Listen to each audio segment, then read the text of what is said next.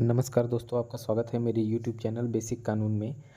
आज के वीडियो में हम देखेंगे कि संपत्ति या किसी प्रॉपर्टी का क्रय विक्रय करने के समय कैश में पूरा ट्रांजैक्शन करने को क्यों इलीगल बना दिया गया है।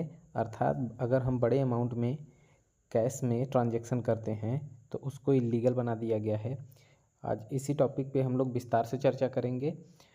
भारत में संपत्ति का क्रय विक्रय करने में नगद अर्थात कैश लेन देन की सीमाएं कानून द्वारा निर्धारित कर दी गई हैं।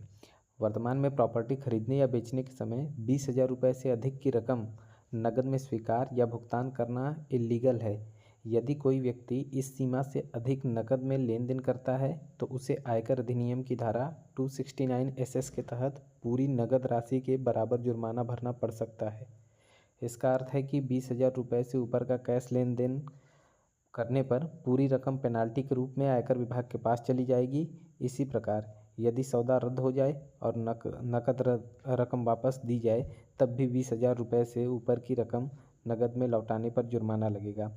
बड़ी रकम के लेन देन के लिए चेक, बैंक ट्रांसफ़र या अन्य इलेक्ट्रॉनिक माध्यम का उपयोग करना आवश्यक है।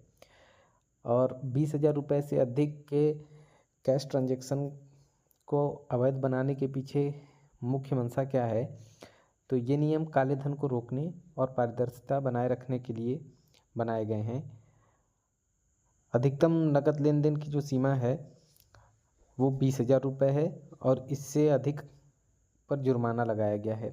मान लीजिए कोई क्रेता और विक्रेता आपस में ज़मीन संपत्ति का क्रय विक्रय करते हैं और उसमें 3 लाख रुपए नकद के रूप में विक्रेता को क्रेता द्वारा दिया जाता है। तो ये बात अगर पता चलती है तो विक्रेता के ऊपर जो ये अमाउंट लेता है, रिसीव करता है, उसके ऊपर 100% जुर्माना अर्थात 3 लाख रुपए का पेनाल्टी लगेगा। और रजिस्ट्रेशन के समय ट्रांजैक्शन की जानकारी रजिस्ट्रार के द्वारा या रजिस्ट्रेशन ऑफिस के द्वारा आयकर विभाग को दी जाती है। तो अतः इसलिए ये ज़रूरी है कि इन नियमों को हम देखें और इन नियमों को हम स्पष्ट करने के लिए इनके प्रावधानों को भी समझ लेते हैं। नकद लेन देन के प्रतिबंधों का जो कानूनी आधार है उसे इनकम टैक्स एक्ट में समझाया गया है और आयकर अधिनियम की धारा 269 SS और 269 T यह प्रावधान करता है कि कोई व्यक्ति 20,000 रुपये से अधिक की राशि एक बार या एक साथ नकद या कैश में किसी दूसरे व्यक्ति से लोन, डिपॉजिट या अग्रिम राशि के रूप में नहीं ले सकता। और यदि इसका उल्लंघन किया जाता है तो 20,000 रुपये से अधिक जितना कैश अमाउंट ऐसे रिसीव किया जाएगा वो पूरे कैश अमाउंट के बराबर फ़ाइन इम्पोज किया जाता है। Section 269T income tax act के अंतर्गत यह प्रतिबंध है कि कोई व्यक्ति 20,000 रुपये से अधिक की राशि नकद में लोन की किस्त या डिपॉजिट की वापसी भी नहीं कर सकता है।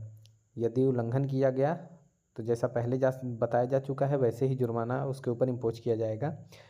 प्रॉपर्टी के स्टाम्प ड्यूटी और रजिस्ट्रेशन फीस भी नकद में भुगतान नहीं की जा सकती हैं। यह नियम भ्रष्टाचार और काले धन को रोकने के उद्देश्य से है। भुगतान हमेशा बैंकिंग माध्यम या ऑनलाइन मोड से करना आवश्यक होता है, लेकिन ये प्रतिबंध पूरे देश में नहीं लागू है।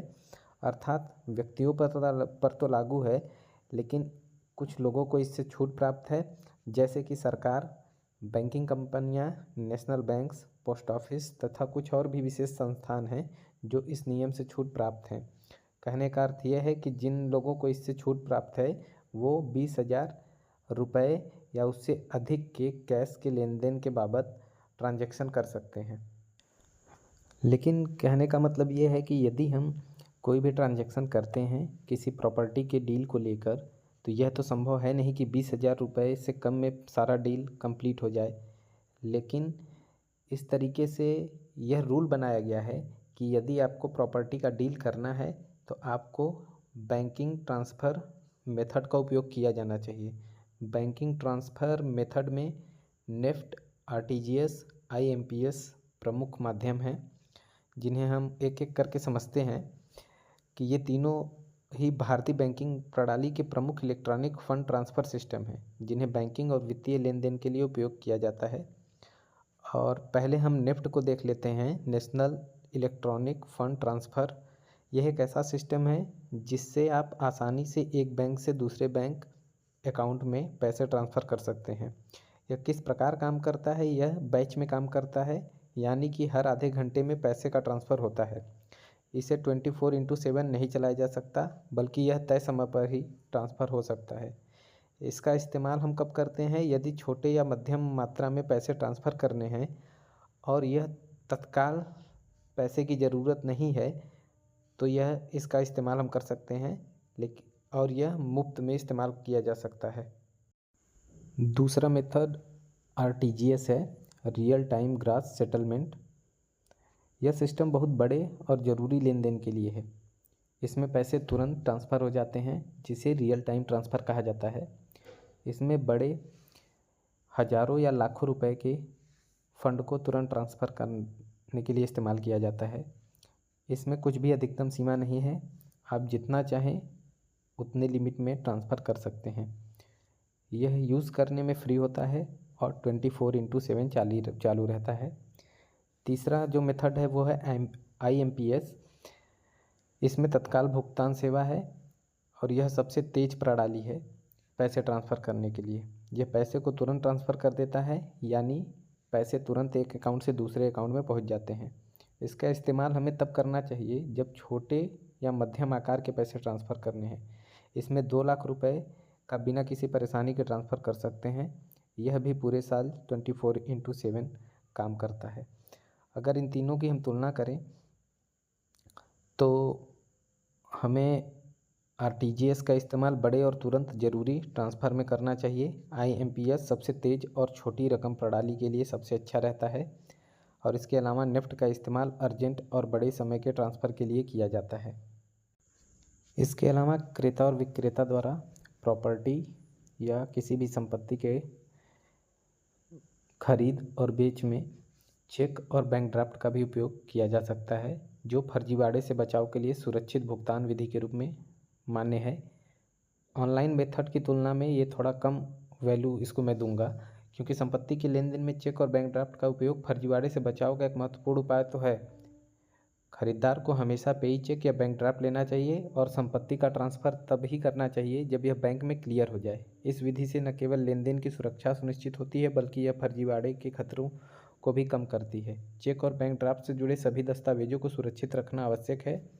ऐसा इसलिए किया जाता है क्योंकि भविष्य में यदि कोई विवाद हो तो इन एविडेंस के आधार पर हम अपने आप को कानूनी रूप से सक्षमता के साथ प्रस्तुत कर सकें।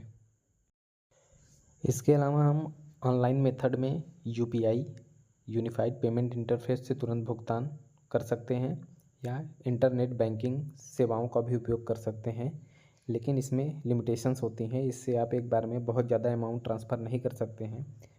इसलिए सबसे ज़्यादा प्रेफरेबल मेथड जो है वो IMPS, RTGS और नेफ्ट का ही उपयोग ज़्यादातर किया जाता रहा है।